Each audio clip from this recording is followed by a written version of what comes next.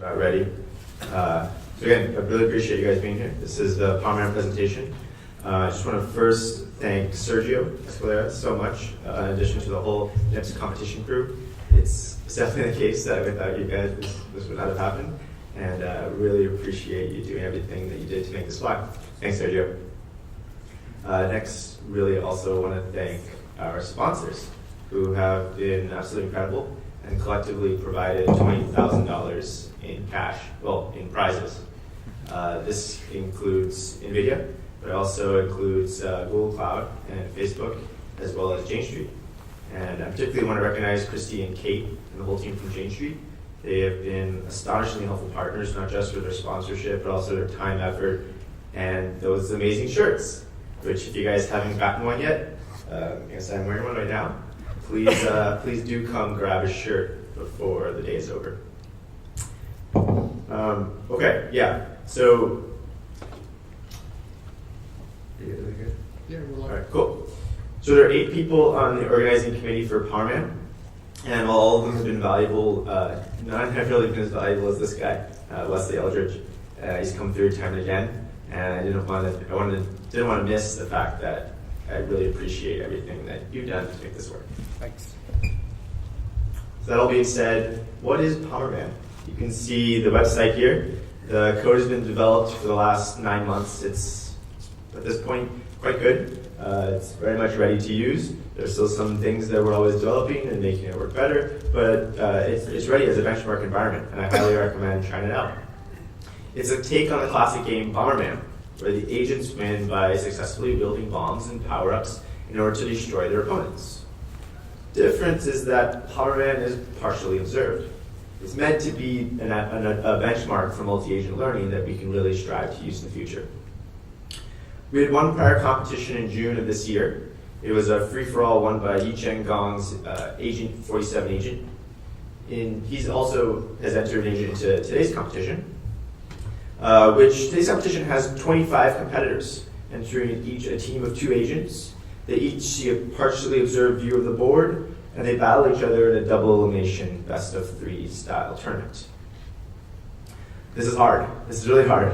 You guys try and make one of these things, it's tough because you see a very constrained portion of the board, but you have to deal with bombs that may even be outside of that. Now, for time concerns, we're not going to show every battle. We'll instead show what we think are the more exciting ones, and we'll take you through the competition as it progresses. Later this week, we'll have all of the games visible online. So before we get to the games, I just want to recognize a few more folks in the community who really deserve accolades, because we had some sort of prize associated with, or at least reward associated with people contributing back to the community. So Sanyam Kapoor, he's not here right now, but he was really instrumental in the early days of the code base, and for that, he'll be receiving $100 in Google Cloud Compute. Adrian Alec developed a C++-based core of the community that was a key cog in one of today's top competitors. He will also receive $100 in compute. Steven Supov, who I believe is here, has been an absolute rock for the community and has uncovered countless bugs, receiving $200 in Google Compute as appreciation.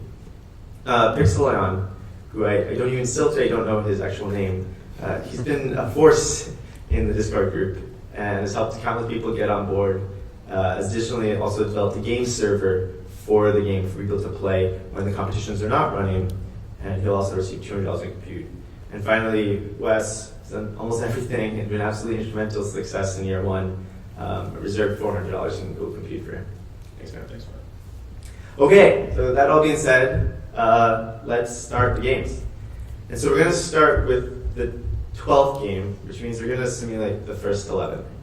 And here over, should I go to it? Yeah, yeah, it's all hard. So go to one more to the challenge.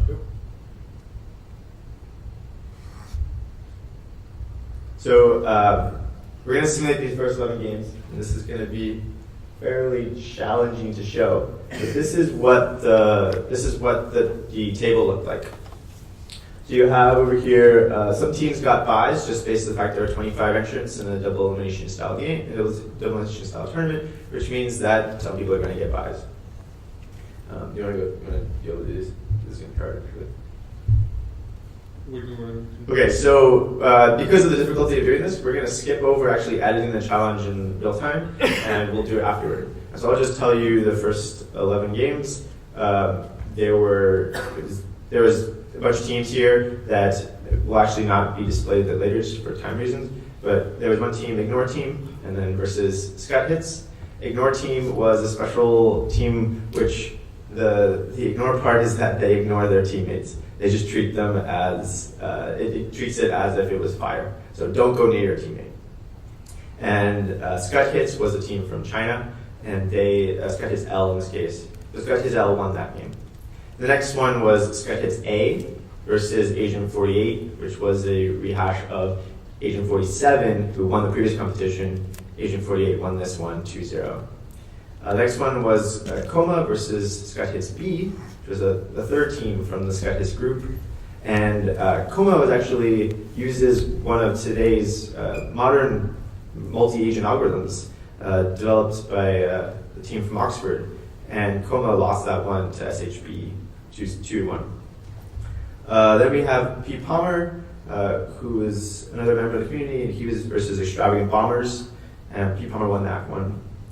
I'm not going to describe all of these, but you can find the games online afterward. Instead, let's go to the first exciting game, which is Agent 48, who won the previous competition, versus Scott Hits B.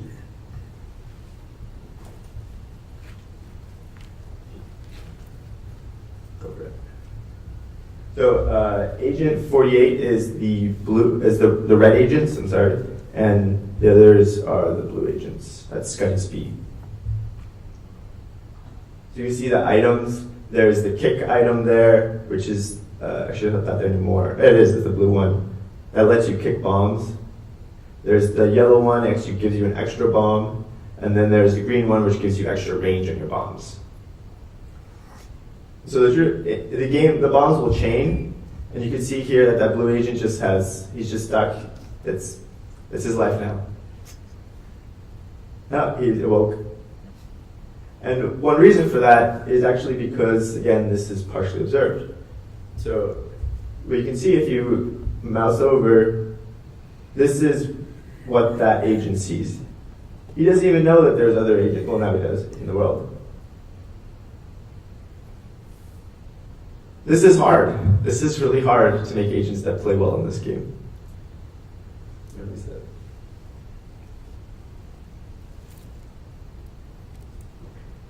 Can the agent have memory? What was that? Can they have memory?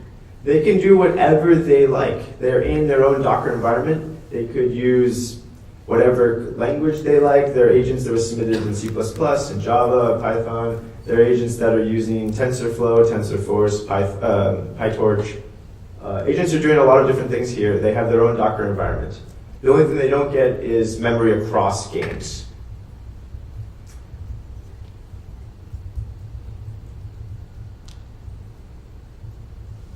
So this one it's still exciting with the bottom left. The blue agents just messing around with themselves, and their agent looks like he lost. So that was Agent 48, who just lost. He lost that game. And now we're going to go on to the second one of those. So they don't get memory across games, but they have to submit their code, but they get to use the platform at home for practicing before they submit their code. That's right. That's a good question. So agents can do whatever they want to train themselves. It could be a learning agent, it could be a deterministic agent, it could be whatever they want. And then once they've submitted it, we ask them to submit a Docker file. And so then we can build the agents on our side and run it on our servers. And so by the time they've submitted it, that's done. We take those Docker agents, we build them, and we run them against each other. Yeah. This is the second one. So this is the second game. I'm going to say just a little bit more.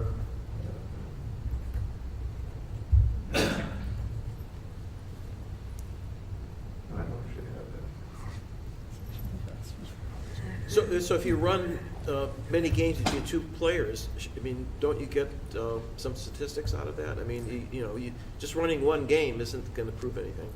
You're right. There's going to be a lot of variance in these. And what you're going to find as we go along in the competitions is that some of the agents are quite close. We have the agents now to play lots of games against each other, and we get a more refined version of this. In the interest of having a single competition where we could do something safe, this is an exciting version of it. We didn't do that. It also takes quite a bit of time to run each one of these. So a little bit more about the Scud hits while these finished out. This was, yeah, so there's a lot of bombs there, a lot of chain action happening there. So I'll explain a little bit more about Scud hits because he just won this one, and this was actually the first loss for Agent 48, who just dominated the first competition in June. All right, so we're going to skip ahead to now battle number 15.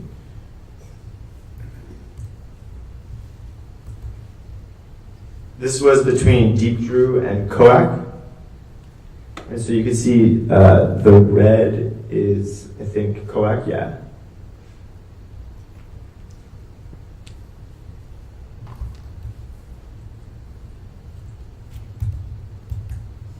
So Deep Drew said that he based his agents on the concept of difference rewards for dealing with the multi-agent credit assignment and to provide a more meaningful reward to the agents.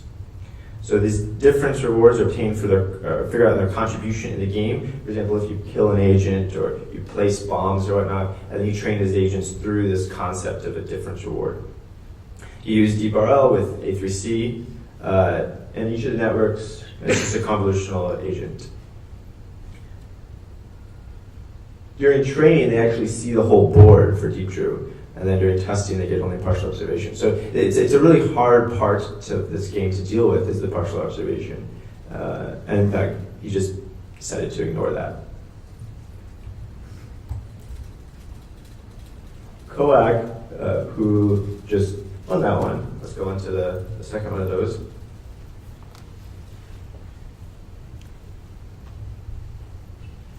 Could you play it in slow motion? You want to see it slower? Explain Yeah. us exactly Yeah. what's going on. Let's do a couple more, and then because the agents as we progress become much stronger, and we'll see what that looks like. Let's do it full for a little bit. So in this, I just want to briefly explain Koak. It's a Monte Carlo tree search agent. Tuned eval function against the simple agent. The simple agent was provided with the game, and it was designed just to be a deterministic agent that works reasonably okay, but not amazing. So here you can see Blue, who's Deep Drew. You can see him moving bombs around and whatnot, and that was something that actually Red is doing the same thing. You see the top agent, the red, there's the top left agent. He was kicking bombs there, and this is something that is really strong because especially if the agent is familiar with what bomb is coming and whatnot, because they chain together. So you can sort of kick a bomb into the same other bomb, and then it chains that one and it like ignites it.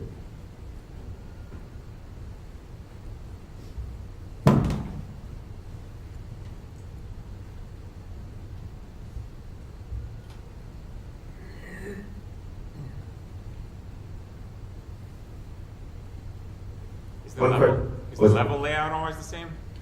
So it's not in general, but in order for the competition to be fair, the way we ran it was that the first two games, so it's always a 2 out of 3. The first two games were always a single seed that was not revealed to the competitors beforehand, and then the third game, when necessary, was a different seed.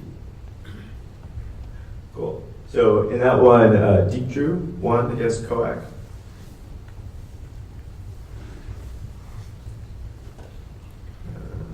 Okay, so we're going to move on now to game 27, which is Agent 48 again. He was, just to remind you, he was the previous winner, and now he's playing against Scud Hits L. So Agent 48 has the sole competitor to play against all of Scud Hits A, Scud Hits B, and Scud Hits L, which were a team of folks from China who each made an agent together.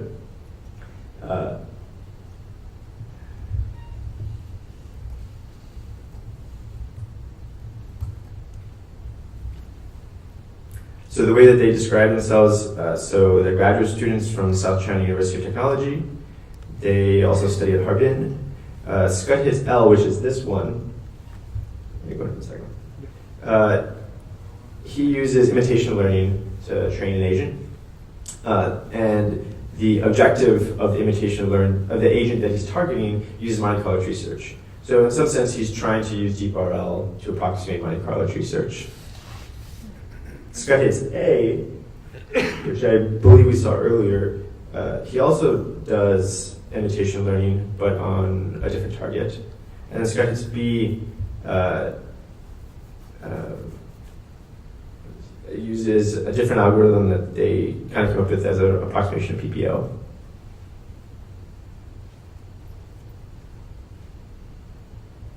Cool, so agent 48, I think that was in that one.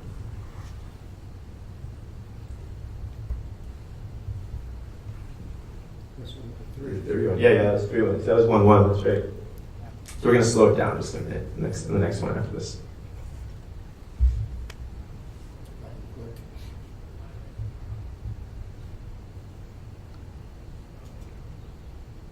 This was this is the third game. This is a pretty quick one.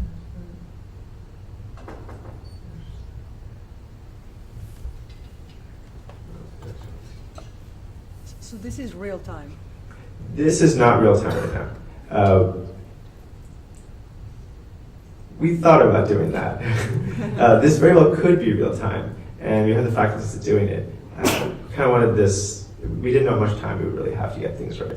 No, but I mean in terms of the speed of the Oh, yeah. No, the speed of the game is so this is happening as fast as the agents could make moves. Now, we have the way for you to play with these agents. And in fact, that is available right now. If you wanted to go and take these agents and play yourself against them, you could do that. In fact, it was made by someone that's here in the audience, and I certainly appreciate Lucas's effort in that. It will slow the game down to a point where the agents will make moves in time with you, how fast humans react. So if you want to play against them, certainly available, and that would be very interesting research to go in, direction to go as well.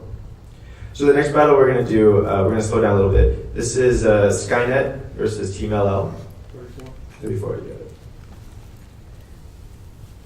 yeah. And briefly describe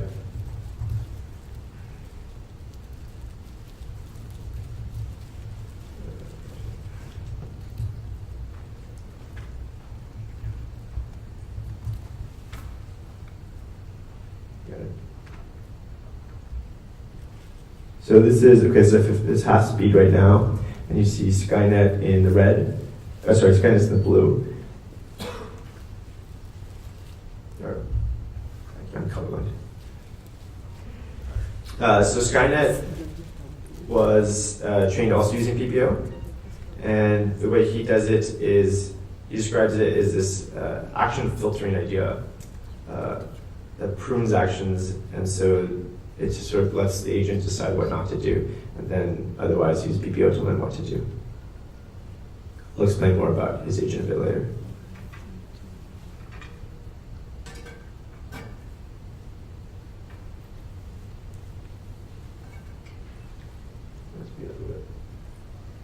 We're going to speed up a little bit just while the agents are not sure how to find each other.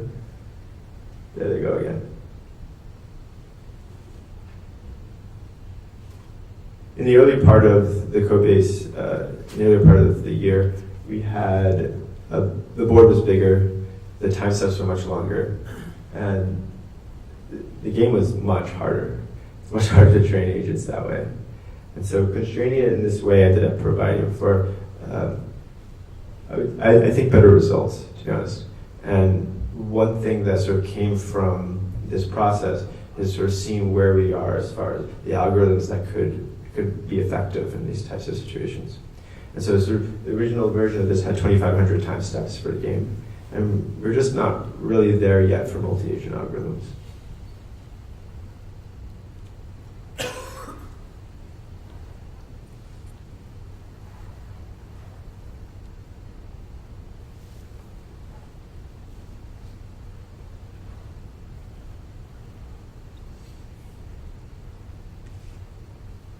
Got him. So this second one is actually going to be pretty interesting because the second one is the first time that we're going to see. Is it true? Not sure. Yeah. So the second one is the first time that we're going to see a collapsing board situation. You should play this one. Yeah. So in this scenario, the agents, no one won in the first game. It was a tie. And in the second one, it happened again. And so the rules stipulated that we would collapse the board. So what that means is the very outer ring, after a certain number of time steps, just becomes rigid instead of passable. So the board collapses in that fashion. Any agents that are in that will die. Now, after that, they'll have a smaller board to run across. And this is what we're going to see after a certain, I think it's 4. The second game. Yeah. First game, right? I will do the second. Right, cool.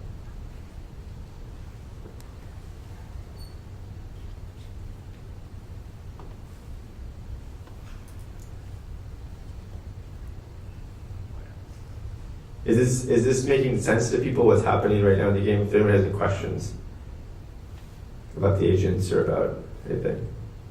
Yes, I'd like to understand what are the rules for the agents to place bombs. Yeah.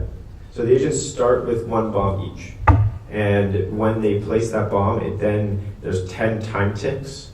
And in those 10 time ticks, the agents can move anywhere they like, but they don't necessarily have another bomb unless they pick up an extra bomb item. So they can place a bomb in one of the neighboring squares around them? Yes, so the question was, how do the agents place their bombs? The agents place the bomb on the exact square that they're on, and then they have to move away from it, or they will get hit by the bomb. And so the bombs all start with just 1 time agent. You can see here the collapse happen.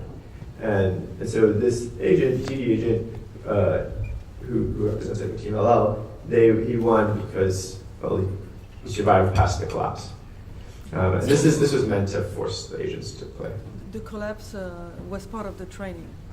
They learned to escape the collapse? Or? It was available to them, yeah. So everyone knew that this would be a thing, and it's meant so that we don't have ties forever. Some of the matches were 3 straight collapses, and that's because some of the agents were fairly. There was one agent that was. Is there one yet? One of the teams was cautious team, and cautious team really tried very hard to be extremely cautious and not lay bombs anywhere. But they were good at it. Like they would win games by forcing the opponents to trapping the opponents in their own bomb area. Maybe you already answered it, but were there any notable strategies that you saw emerging amongst teams, especially the ones that started to win toward like progress further in the tournament? Anything that you could like revise and be like, oh yeah, that makes sense why they would do that? Yeah. So the question was, were there any strategies that emerged that seemed like they were really worthwhile strategies, especially amongst the later agents? We're going to see that the top 3 agents in particular were very strong, and some of the things that they were able to do, I don't know if this was so much of a team-based strategy, but as an agent, they really have a keen understanding of which bombs are going to go off when, and how to navigate around those. And so I would consider that tactics, and those tactics of how to dance around the bombs were just incredible. I was extremely surprised at how able they were at doing that. It's just a sort of one last part of that. It's hard to really understand what's going on with the team dynamics without having seen the code or whatnot. So I haven't really had a chance to do that too much. Yeah. So the next one is 37, which is going to be again Agent 48, who just repeated he won the previous competition. Him versus Koak. Lucas. When the agent sees a bomb that he hasn't seen who put it, can he know who put that bomb, or are all bombs look the same? So I think the question was, does the other agent know does an agent know who put the other bomb down? The agents don't know who laid the bombs. After a bomb is laid, here's cool. You can see that the lower blue agent kicking bombs around. So after the bomb is laid, they don't have the bombs just are, whether they kill you or not doesn't depend on who laid them. So your own bombs can defeat you. And that's one of the really hard parts of training learning agents in this, because with learning agents, in the beginning, you start in the corner, and when you're in the corner, as you'll see in 1 second, it's really hard to drag these.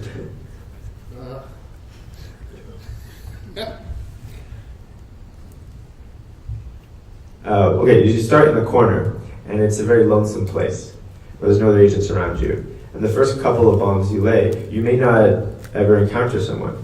And so with learning agents in the beginning of play, they tend to kill themselves. And so they tend to learn that laying the bomb is just really correlated with dying. The bomb explode after fixed delay? Yes. So the bomb explodes after 10 time ticks. And when that bomb explodes, the range of what that bomb is what affects whether you win or lose. Or sorry, you get hit by it. But if there are bombs in the vicinity, they will also go off when they hit. So there's a chain action that can happen. And if it's a fully observed environment, then you can see all the bombs there. But you might not see all the bombs there, because in a partially observed environment, you might not see that there's another bomb outside of the your vision that affects it. So the dark brown walls never get destroyed, but the light brown walls get destroyed eventually by the bombs? That's right. So the question was which walls get destroyed, and you can see that there's these dark brown ones that are rigid walls, and those don't get destroyed. Then there are the light brown ones that are more like wooden walls, and that do get destroyed. And when the wooden ones get destroyed, there's a 25% chance of them releasing an item. And what is the meaning of the other widgets that appear sometimes that are not bombs? So the question is, what are the other widgets that appear? What are the other icons? Those are the items. So there are 3 different types of items. One is extra range on your bombs. So your bombs get 1 unit extra distance that they travel, which may actually be bad for you if you pick it up. Another one is extra bomb itself, which means that that was pretty good. You just trapped him there. You kept him inside with his own bomb, and he lost. So that was the second one. And now we're going to get to the third game, which is, again, Agent 48 here. If he loses this one, he's out of competition. This would be his second loss. And then the third item, besides the long range, besides the extra bomb, there's also a can kick. And so agents they aren't birthed with the ability to kick the bomb. Instead, they have to find an item. But the kicking is actually really useful because it does a couple of things. One is it means that you can escape if you're restricted by just a single bomb by moving into it. But the other thing it does is it means that you now have projectile ability. You can lay a bomb and then kick it, which is kind of like throwing a bomb. And that's a new style in some sense. You can take advantage of that ends up becoming really strong. And so these items are laid at random? So the question was, are the items laid at random? That's right. Now in this case, so as I mentioned before, we have two maps that are played in the first 2 games. And these maps, there's a single map that was played for the first 2 games, in any 2 out of 3. This map was not known beforehand. I just chose a random seed and did that one. So let's go on to the next one now after that one. This is 38, Team LL versus P. Palmer. Who won that last game? So Agent 48 lost that one. So that was Coac. So Agent 48 is now out of the competition. And he absolutely dominated the earlier one in June. So this is Team LL versus P. Palmer. This is the first time we're seeing P. Palmer, but he's a pretty strong agent.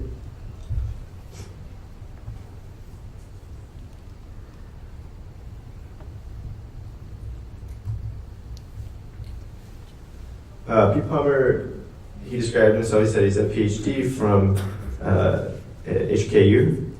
He's been working on DeepRL for a long time and spends most of his time working on RTSs. This Pommerman agent is built through self-play and the recent PBT, which is population-based training. And then he uses some regret-based policy updates to tune it. Yeah. Do you have a sense of, was it mostly solo entrance, or was there many large teams in terms of the number of people behind the agent? Yeah, that's a good question. So the sense I got was that there were only a handful of team entrants, so to speak. Yeah, so there's only a handful of team entrants. There were the 3 from China who each worked on their own agent but did it together. And then there were a couple others, forgetting, they weren't as strong as those though.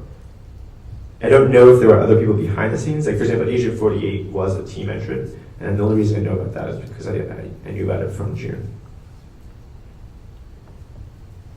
So this is another collapse game.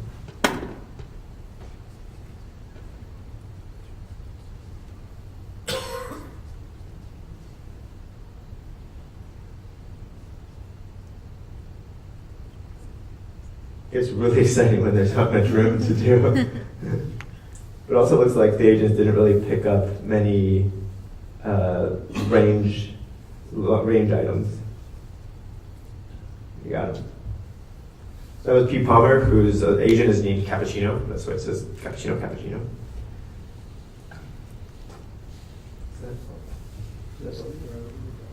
One more, okay. So as we get longer, so just to be clear, there were 48 total battles in this competition, and that spans the double elimination tournament. This was the 38th battle.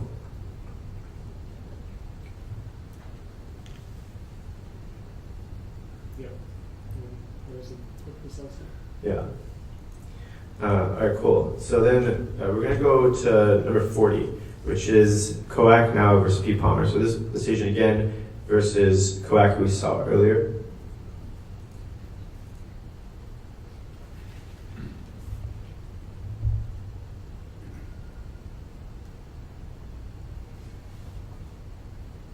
So what we're trying to do with this game is we are trying to make a benchmark for multi-agent learning going forward. Sorry. Can you comment on any of the more exotic approaches that you heard about from competitors? So we're going to hear about we're going to hear from the stronger agents at the end of this, and I'll let them describe their stuff. I do know of. Let me see. So I mentioned earlier the COMA, which was the multi-agent learning that uses counterfactual updates to train the agents, which is a very modern approach. I don't know if you call it exotic or not, but that paper only came out a year or 2 ago. There was an agent that used ARM, which was pre-necessitated. ARM is a form of counterfactual learning. That agent was not particularly strong, but it was cool to see that algorithm in play. That's that one. Let's see. A lot of the agents did either some form of tree search or some form of deep RL. The deep RL usually came in a couple of flavors of either imitation learning or just basically straight RL. They tried doing those. There was one agent who made different variants of, say, simple agent, and then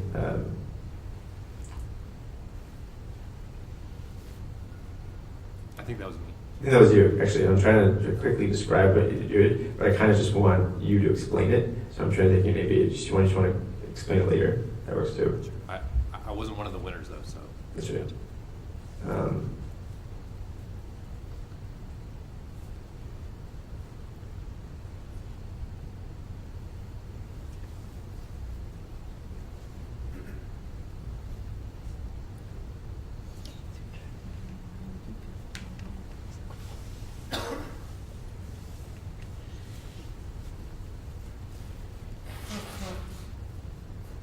Yeah, I'd say going through them quickly,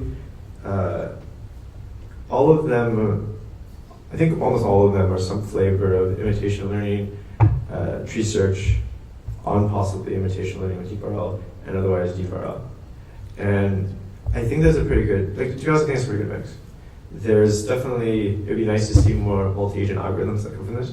There was one attempt, and it didn't particularly work as well, which might be expected, actually, given the state of multi-agent stuff today. But we would like to see things like, given this is a partially observed world, it would be awesome if there was a counterfactual regret approach. There was one associated with ARM, but it'd be nice to see more that do a lot better. This is a hard game to play, though. It's made even harder when it's partially observed. And so I think that there's sort of a cusp of something here, given that, as we'll see, the second one, the learning agents that end up in this competition, they're fairly competitive. They're fairly good. They're just not going to be the best. The top 3 agents were all tree search agents.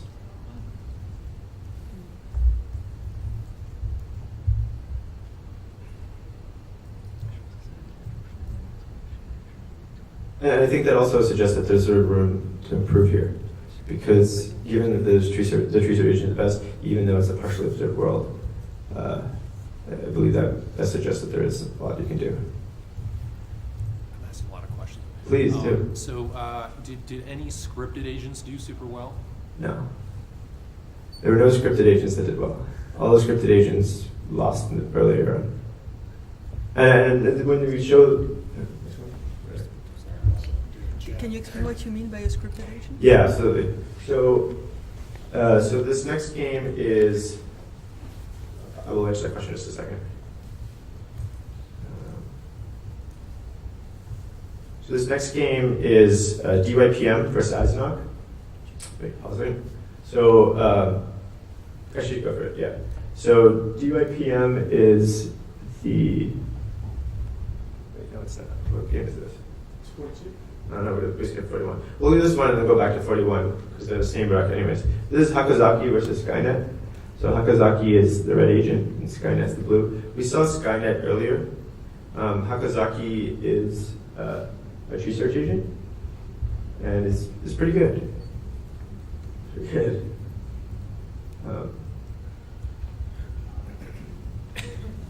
So when I mentioned earlier that these agents have sort of uncanny ability to move around bombs and whatnot, these are 2 of them. I just want to answer this question, and I'll get to that. You asked, what is a scripted agent? So a scripted agent is an example of it is a simple agent that you shipped with the code base. And what that means is just that you can see the rules have all been written into it, what it's designed to do. So in any given situation, it's designed to do, maybe it's avoid bombs, and that would be the first thing, is don't put yourself in a situation where you're trapped by a bomb. Another situation might be lay a bomb if you're near an opponent. And so those are scripted rules, the scripted agents are.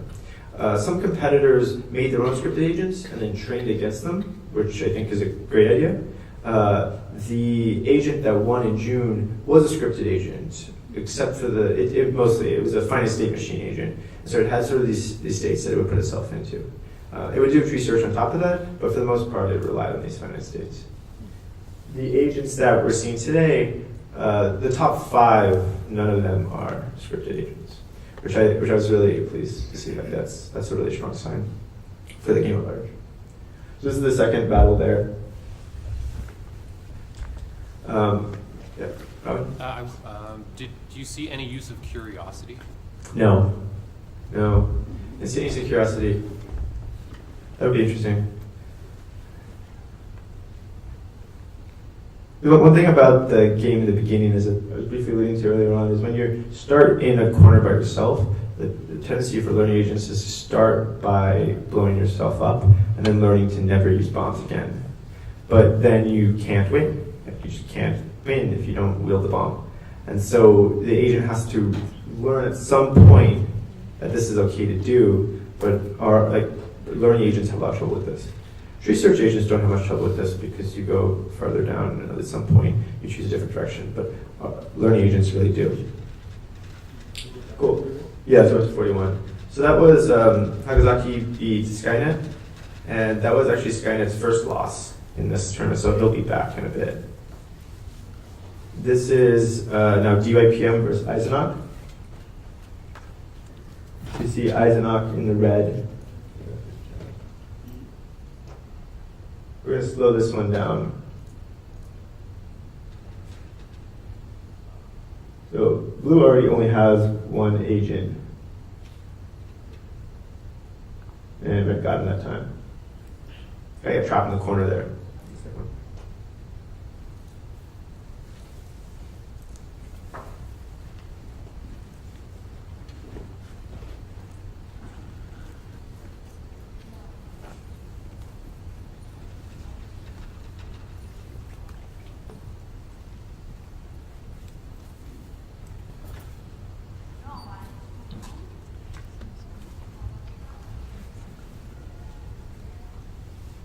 So you see here that blue is sort of has this agent in the bottom left that's just deciding, picking up items, kicking things, while the others sort of play out. It's switched up now.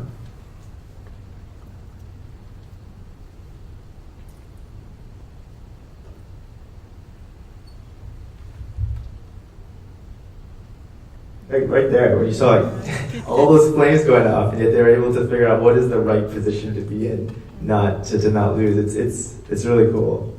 I feel like as a human, I would have a lot of trouble with this. So he got in that time, kind of trapped him again in a way. Okay, so that was DYPM's first loss, and now we're going to go and show DYPM versus COAC, which is in the bottom bracket. And so we saw earlier COAC losing to, was it P. Pommer? No, he beat P. Pommer. That was in the bottom bracket as well. So here,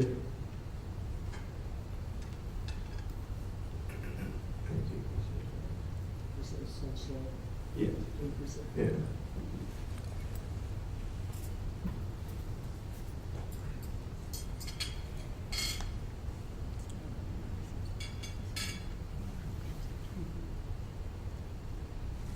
That always intrigues me when you see agents not picking up items.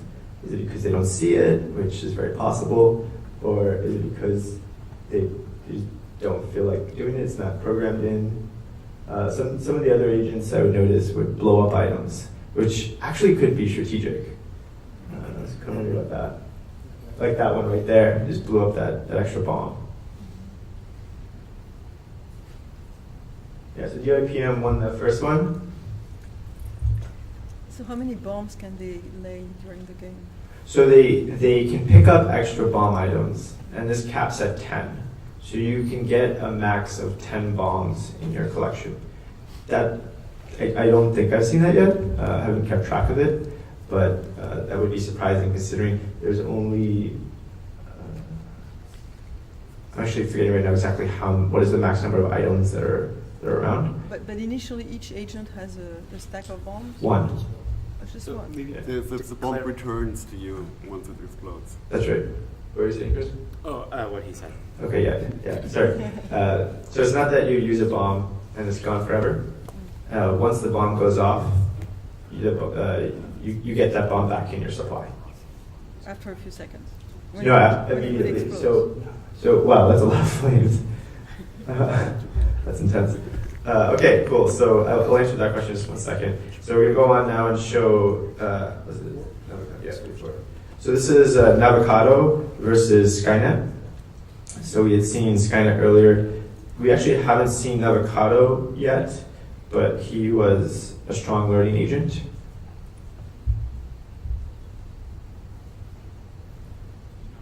And these are the two strongest learning agents that played in the game. Does the agent know how many ticks left for a bomb to explode? Yes, the ones that are in its view. So if an agent doesn't see a bomb in its view, it doesn't know anything about it. It could try and remember, but that bomb might not even be there anymore. But if it's in its view, it does know how many ticks are left.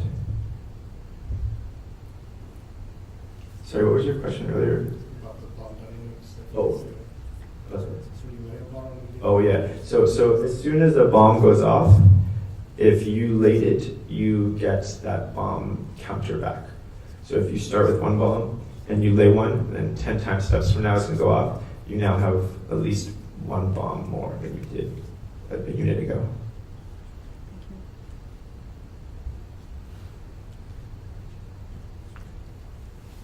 So again, I think they're really impressive here. These are learning agents, and they're able to also navigate this bomb situation so well.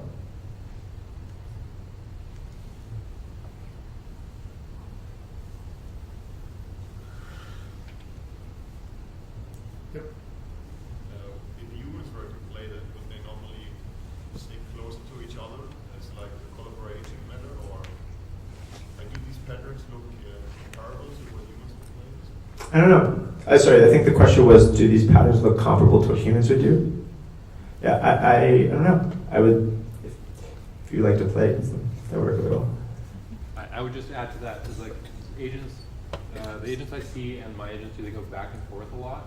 Like where humans, I don't maybe do that. Like it seems lazy sometimes. Going to these wikis. And also, I think for humans, it would be very hard to look at all the timers and figure out what bombs are going to change. And so the strategy would have to help with that. Yeah, so Rob brought a really good point in that the agents here are getting information for the bombs in their view of as to how much time is left and what the bomb range is. And for humans, that would be a very hard thing to display, because displaying all the information on all the bombs is hard for us to digest. We have in the human play mode, you can see something like this. Like there's a red, green, yellow, which shows sort of how much time is left on the bomb before it explodes. But it's still pretty distracting and tough to digest. So the agents are slightly, they have a slight advantage versus the humans.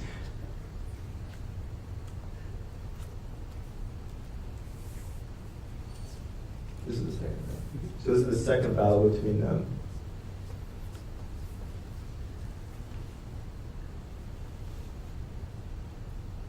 One thing it seems that is, I don't know if it's true, but it feels like learning agents tend to use the kicking mechanism a bit more. This is something we found when we were training agents as well on this, is that a really good strategy is to kick bombs as much as you can.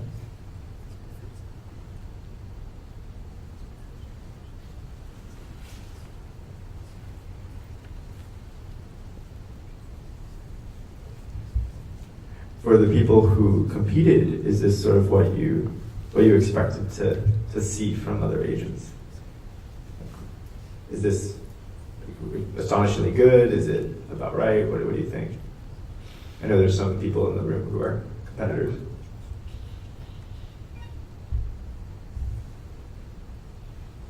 Is this a final? This is not the final, no. This is 44. There's still 4 matches to go. And this is the third game between these two agents. And what I will say about these two agents is they were the best two learning agents. And so this is, in some sense, the final of the learning agents.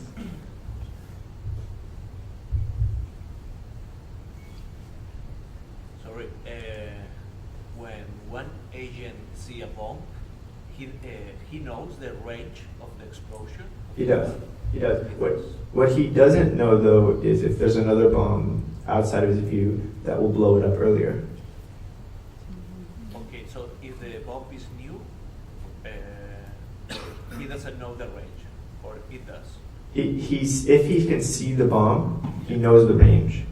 If he can't see the bomb, so this is his vision. If he can't see a bomb outside of it, he doesn't know. So when he sees a bomb inside of it, if that bomb can be chained to another bomb, and he doesn't know the other range, that bomb might go off earlier. So what he knows is the upper bound on when this bomb will go off.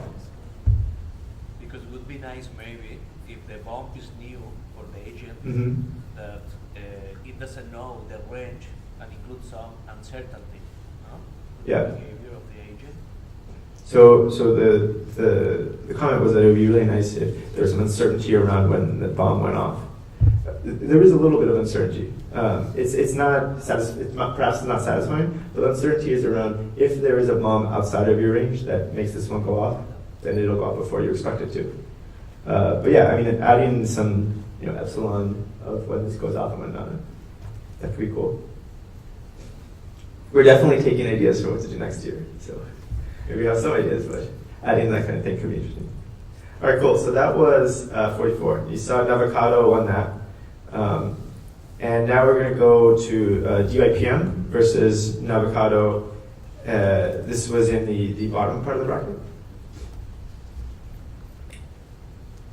And so DYPM is the red agent. Okay. DYPM was one of the agents submitted by actually a senior scientist out of IBM, who I believe is here. Okay, cool. He is here, and he'll explain what's going on with this agent a bit later. And this is really good dancing right now.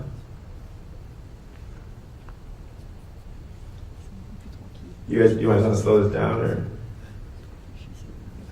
There's the second one, so. Yeah, we'll slow down the second one.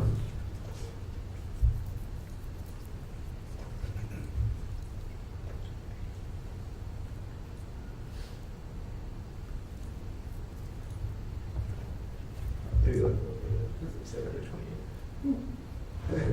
This is a long battle.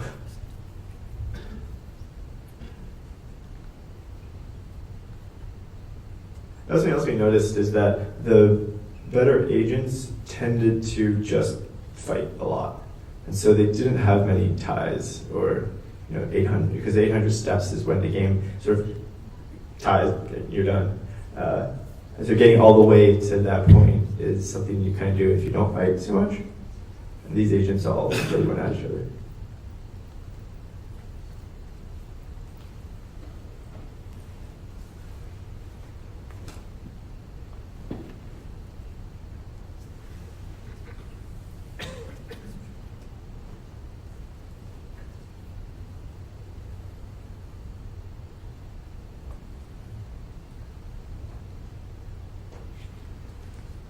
There's so many times where you just want them to go into the corner, just like put the bomb right there, and trap him.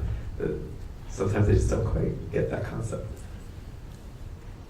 I was just watching, I would sometimes yell at them, just, no, you got him. You could have won, you had him.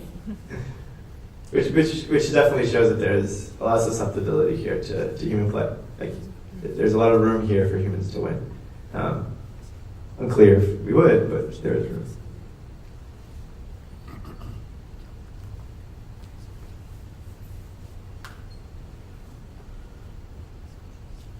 Yeah, look at that. That kick at him, you can just get right out of it. No, but if you put two bombs down, he's not going to be able to, because you can't push them both in. Or just wait. What was that? Or just wait. Or just wait, yeah. You got him. That was interesting, because he could have got away, but he didn't, so there's something that's kind of missing there from the algorithm. They can block each other if they're both trying to move into one square, and some agents use that as a strategy. And that could be what's happening, yeah. He could have kept predicting where he's going and just blocked him out. That was what? No, this is the 46. 46, okay, cool. So this is now Eisenach versus Sakozaki. And at this point, neither of these two agents have lost a game. So this is still in the top bracket.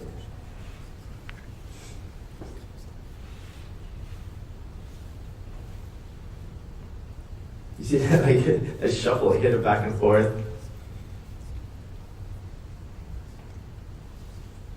So here you see Eisenach just, wow. The two agents still left. It's really good. So here's the second version of it. I think Eisenach is very pleased with himself at this moment.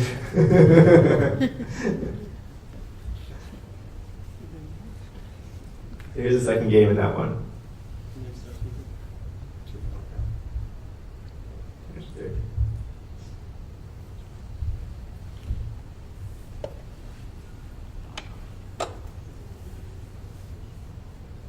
Got him. Got both. Very sacrifice him.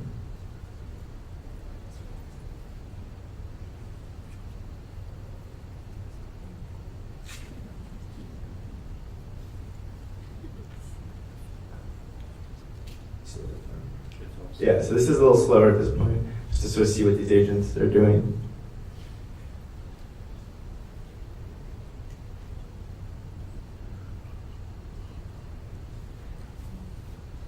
So yeah, Hakozaki was the other agent from IBM Japan. You got it. So now it's 1-1. Again, neither of these agents have lost the battle yet.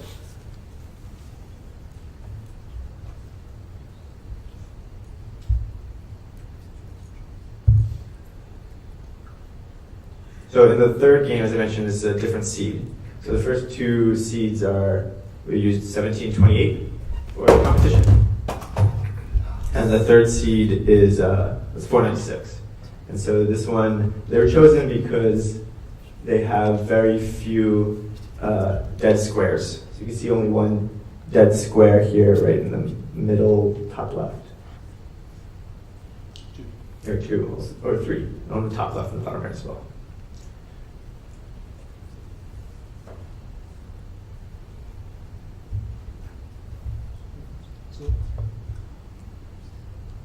Look at that. Look at that movement. That was crazy. There's like 5 bombs around it. He just moved them right into the place where he could live still. I'm impressed.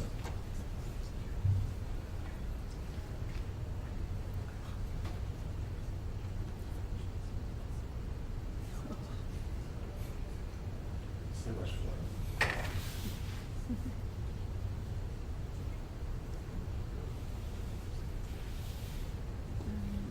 I'm really curious, and I hope the competitors explain this to us later if they knew that was going to happen.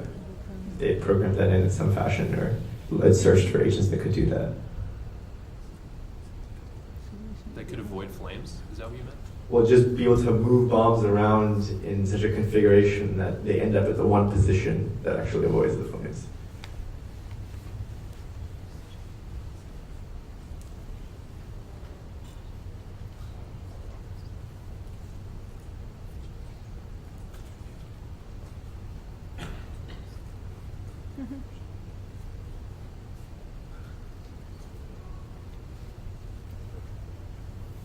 I almost think it's anticlimactic that we know it's going to end soon. I feel like we should probably get rid of that bar.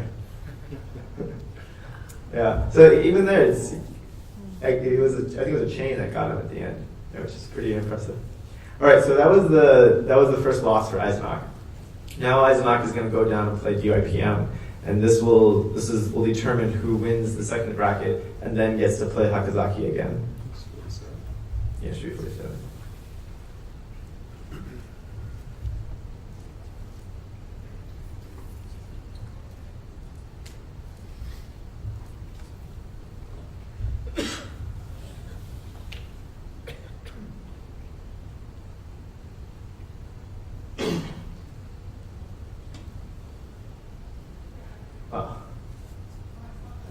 Is there any other questions I can take?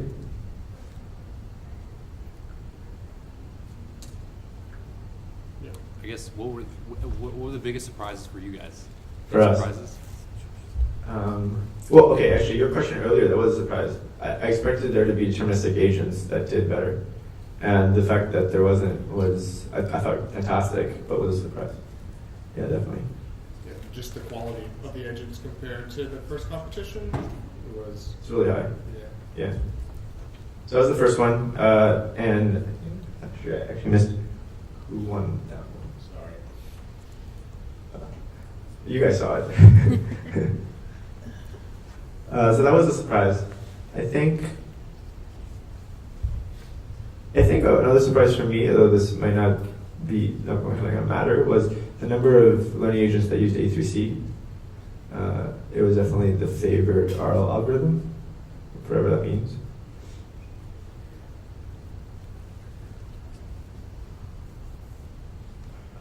I was a little bit surprised that there was a Java submission, but that was great. So to what extent do you think that the results of this competition, in terms of how strong the agents are, carries over to other settings, or is it very special to your particular game? So the fact that the top three, okay, so the second one, Eisenach won, DRPM, and so it comes down to a third game. I think this is pretty exciting, by the way. So the fact that the tree search agents are the top three, tree search is very strong.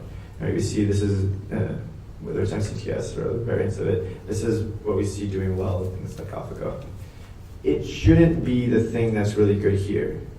As in, if you keep doing these, assuming we keep running these competitions, assuming we keep getting agents that play well in these, it shouldn't be the thing that wins in the end, because the environment is partially observed, and tree search is definitely best in a perfectly observed world. So Isaac won that one. So that was pretty exciting. Sorry, I was answering this question. But this means that the finals, the absolute finals, are going to be between Hakozaki and DYPM. Hakozaki and Eisenach. And it's so the first one. Yeah. So go for it. So this one, we'll spell it.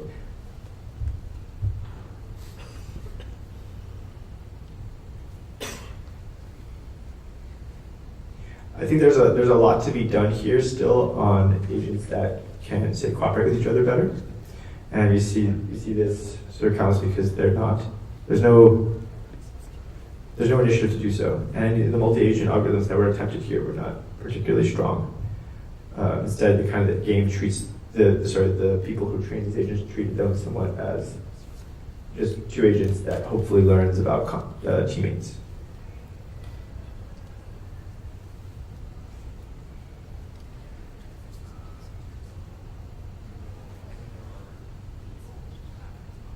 Right, so there could be, in principle, some notion of sacrifice in order to win the overall game. Definitely, yeah. And that might be happening in some places, but I don't think so. I don't think it's on purpose. I don't think something that emerges here. Sorry, I don't think it has something that has emerged here. Yeah. So we go a bit faster here because at this point the agents are, well, you can see in the bar, it goes for a long time. So for those who are just getting here, this is the finals, really. And the finals in the sense that Hakozaki has not lost and Eisenach has lost once, and they are the top two agents remaining.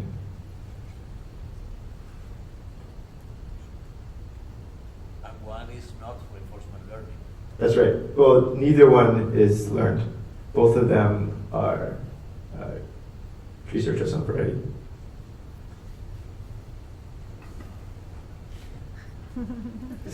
Chasing him around. I don't even think he sees him. They're just looking for each other now.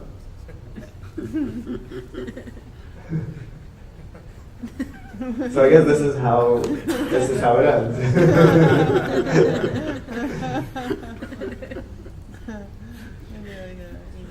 They must be, don't have enough randomness. Right, so this in fact is a tie game. So the first game of their grand finals is the tie, and we included this because it was fine. It's fine. It's some charms. There's a second one. Yeah, go for it. This is a redo of that, and the way that we did tie games was that we would redo them once, and then if it was still tied, we would do collapsing walls. So we saw some collapsing wall versions earlier. This one is not yet a collapsing wall. This is the replay.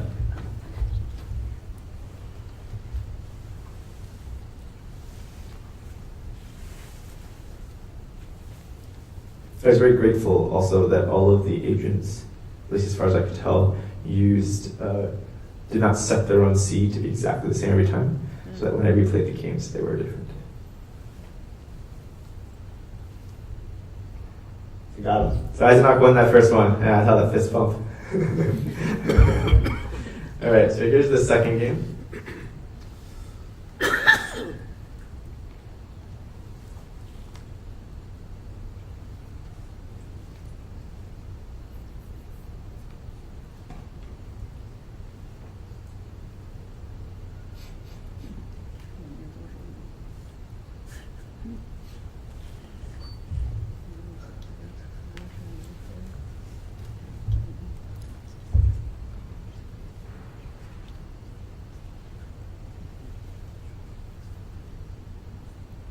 So we have a very active Discord community for this game, and Gorog is one of our participants. And He's a fan favorite.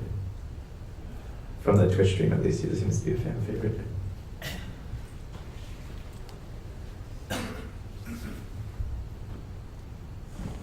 Ooh.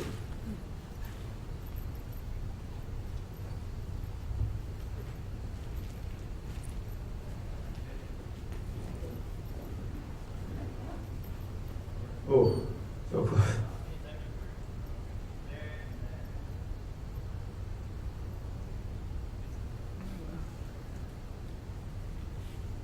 Got him. Okay, so it's 1-1 now. So close. So just be clear, we have the two representatives for these agents in the room, and they're going to explain how they work afterward. So here's the third one, third battle. It's right now 1-1, grand finals. If Gorog wins this one, it goes to another match. If Hakozaki wins, it's over.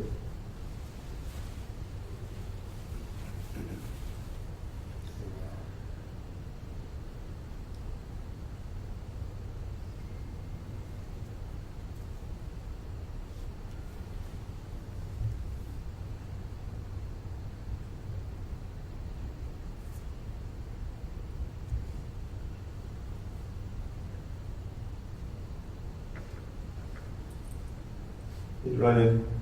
He's not sure what to do. Ooh. All right, Hakozaki. Hakozaki, wow, that was exciting. Okay, so we actually ended up with a clear top four. If you go through all the games, look at them. It's Navocado by Liang Peng from China. He was in fourth place. DYPM by Takayuki Osagami.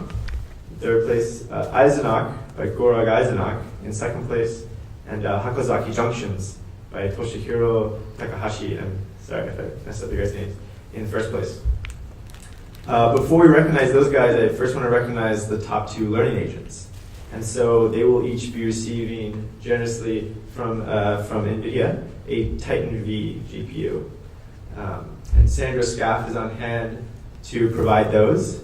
Given that either of the two agents were able to be here, just very much congratulations to them, but we will send those guys their prizes in the mail. The first, as I mentioned, is Navocado by Liang Peng. He's from the University of Chinese. Can you comment on the learning agents? Definitely, I'm about to say that right now. That's a good question. He's from the University of China Academy of Sciences. So he built an A2C agent using an adaptive reward schedule, and it's actually an ensemble of 7 different models. So I'll just read what his further explanation was. Pommerman has 2 stages, collecting stage and a fighting stage. In the collecting stage, agents are constrained in a closed space, and they cannot see each other. In this stage, they have 3 main tasks. The first one is clearing the obstacles, the second one is hiding from the flames, and the last one is collecting the items. In the fighting stage, the board is a connected graph, so every agent can be reached from every other agent. In this stage, they have 2 main tasks. The first one is hiding from the flame, and the second one is laying a bomb to kill enemies. So given that above decomposition, the adaptive reward schedule is used to get different rewards in different stages. In the collecting stage, the rewards are designed to collect items and hide from bombs. And in the fighting stage, the rewards are designed to encourage to kill other agents. So with this adaptive reward schedule, after training for about, a lot of steps, it learns a single strong agent. The second problem is he has a bunch of instability in the RL algorithm. And that comes from what he considers the output of the deep neural network. And so for that, he has an ensemble of 7 different models to make it more stable. And this ends up working pretty well, as you guys can see. It avoided a lot of bombs, it was able to play the game pretty well, and for that, he's going to be generously provided with, from NVIDIA, a Titan GPU. Thanks so much.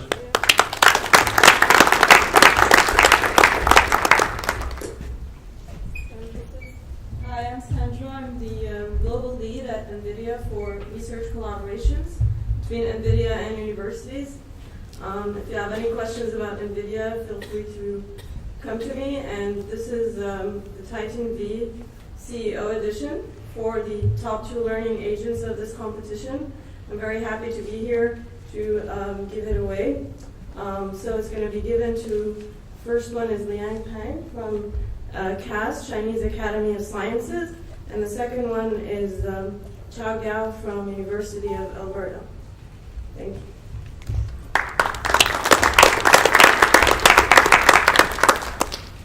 I have much less information about Chao Gao's agent, but he's a PhD student at Alberta, and he developed a curriculum of agents and then plays PPO against them. And with that, he's able to make Skynet, which was really good as well. Okay, so let's get to the top 4 agents. First up in 4th place was Navocado, who just explained about what he does. So I'll just add that he's going to additionally receive 2K in Google credits as part of his prize. 3rd place is D-by-PM by Takayuki Osagami, who's a senior scientist from IBM Japan. He's going to come up and explain what his agent does.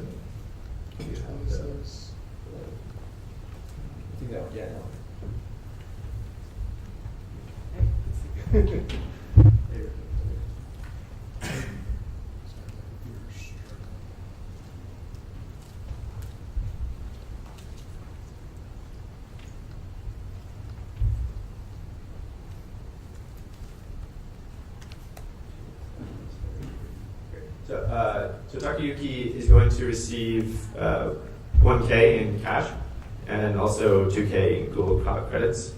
And as soon as we have this up, we're going to let him take the floor to explain how his agent works.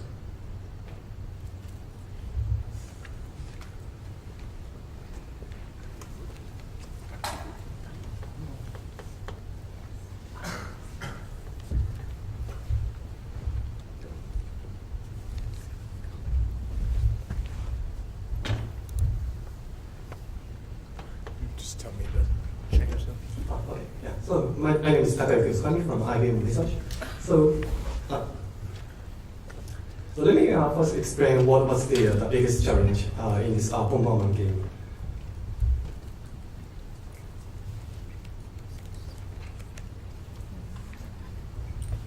Yeah, the next slide. So there are many challenges in Pommerman, such as multi-agent coordination and partial observability. But the key challenge that I faced is this real-time decision making in a huge search tree.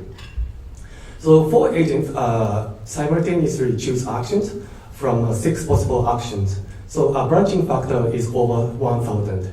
And we need to look ahead at least 10 steps, which is the lifetime of bonds. Otherwise, the agents are easily get killed, and you cannot kill other agents.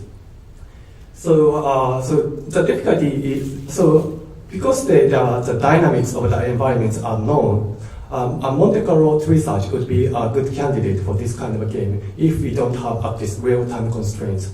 But these real-time constraints significantly limit the applicability of Monte Carlo tree search. So the next slide. So my agent does only do search in one step, or maybe I should say a quarter of the steps, because I only consider my actions, 6 possible actions, and evaluate each of these 6 actions using action value functions that look ahead 10 steps.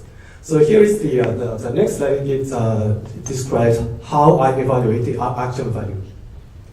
So for each action, I simulate the board.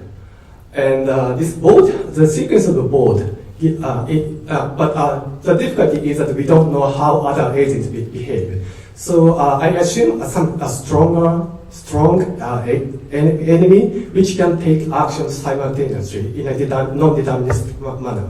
So my enemy chooses multiple actions at the same time.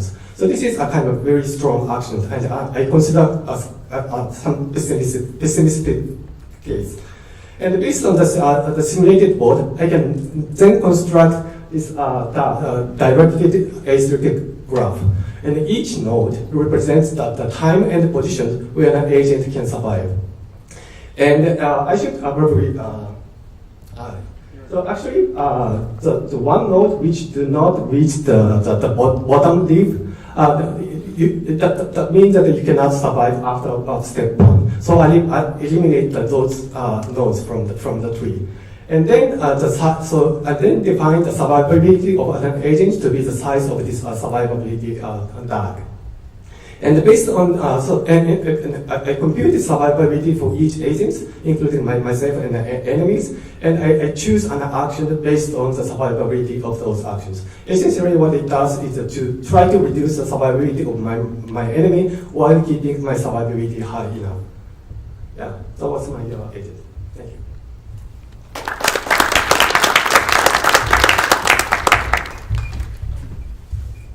In the interest of time, we're going to skip questions, but feel free to talk to Takayuki afterward.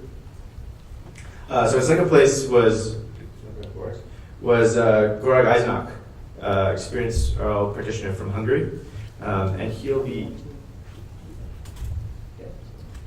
do you want to come forward? He'll be receiving 2K USD as well as 4K in Google credits, and he's also here, so he's going to present how his agent works.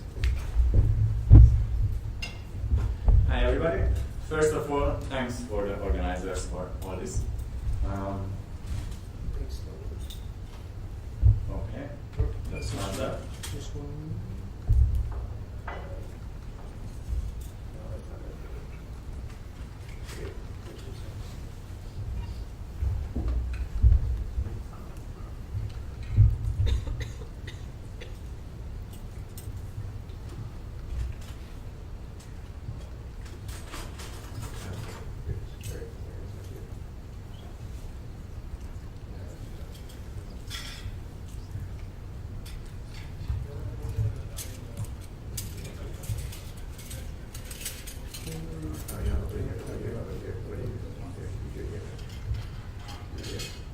Yeah, just sitting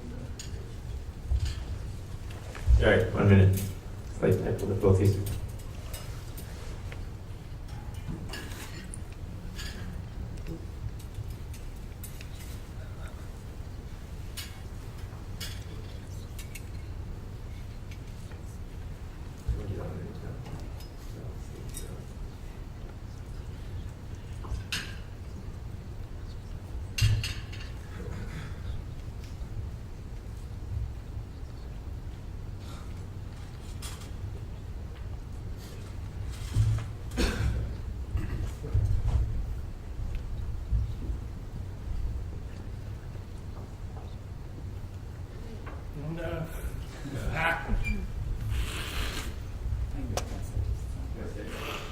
Okay, so without the slides, I, as you know, also used online search, although I work at the MOT with reinforcement learning, but my intuition and my interest showed me that this will maybe be a good way. And also I would like now to say thank you to Adi Analic, who goes by the name Eton on the Discord, because he had a wonderful C++ engine, which also I used a lot.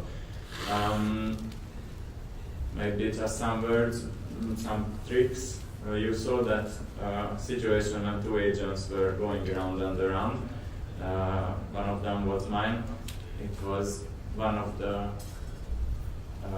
handcrafted movements which I implemented to have as less ties as possible. If an agent didn't see an enemy for a long time, then it was not exactly scripted, but made to go around, because we noticed that there's a so-called highway around the map, and probably the other made the same, so just we ended up going around. I'm happy to discuss other experiences and your way after, so I was now short, but thanks.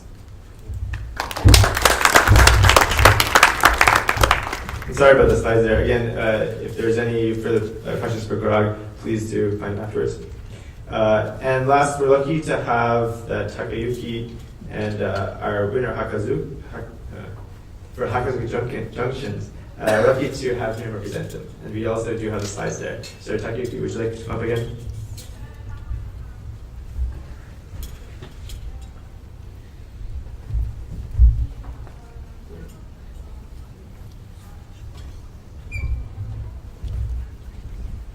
Sorry about the name, which is difficult to pronounce. Hakozaki Junction is just a highway junction, which is close to our office. That's why he named it. So yeah, the next slide. So he he first generates all the possible combinations for actions, which can be over 1,000 possibilities. And the next slide, for each of the possible next position, he simulates a sequence of board. And in this sequence, he considers the lifetime of Bob and the lifetime of the flames, and then also the movement of bombs. The next slide, please. And then for each board sequence, he computes something called a safety score. And to do that, we first compute what is called a minimum arrival time for each agent or for each enemy. So here, blue is his agent, and the red one is an enemy. And he computes this minimum arriving time for each position of the board, and this is the time this enemy can reach that position. And based on this minimum arriving time, he also computes something called maximum contact time. And this is the maximum time that an agent can avoid contacting the enemy.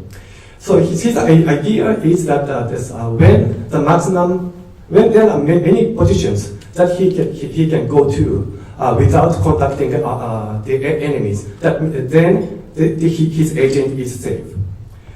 So he computes safety score for each safety score based on this based on the maximum contact time. So the next slide. Okay.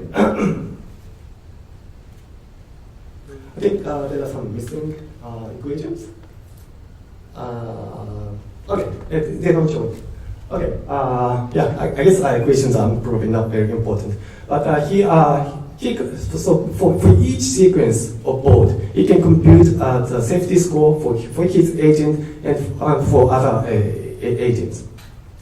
And the safety score, he finally choose the action based on, so that he can minimize the safety score of his enemies divided by the safety score of his agents. And the safety score, he defines the safety score differently for his agent and for his enemies. For his agent, he considers some pessimistic case. So he assumed that he considers his safety score is a minimum score, by assuming that the enemy takes the best action. But for enemy, his safety score is the average case, and average case of the safety score. Yeah, I think that's what I can explain about his agent. Yeah, thank you.